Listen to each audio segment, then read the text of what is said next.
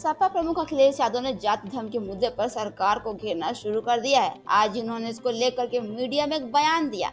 उन्होंने कहा कि यूपी में एक ऐसा समय आया था जब शूद्र को लेकर सदन में चर्चा शुरू हो गई थी।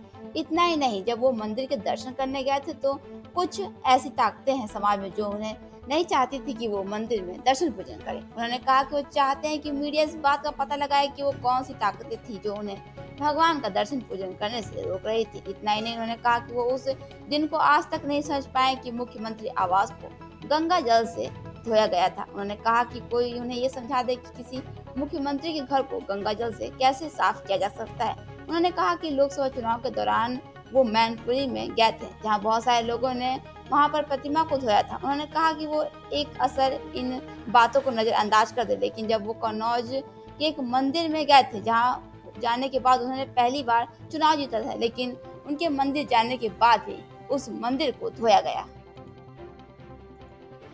जाति का सवाल कोई नया नहीं है। जाति का सवाल बहुत पुराना है। मैं उन बातों में नहीं जाना चाहता हूं। आप हमारे वो साथी हैं जो हर एक पर नजर रखते हैं, और एक समय ऐसा आया था उत्तर प्रदेश के सदन में जहां शूद्र को लेकर के बहुत सी चर्चा शुरू हो गई थी।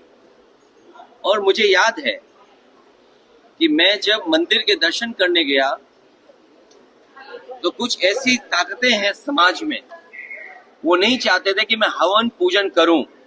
मैं आपसे कहूंगा साथियों कि वो जानने की कोशिश आप करना कि वो कौन सी ताकतें हैं समाज की जो किसी को पूजा पाठ के लिए, हवन के लिए उस समय रोक रही थी। और वो दिन मैं भूल नहीं सकता हूं जिस दिन मुख्यमंत्री आवास को गंगा जल से धोया गया था।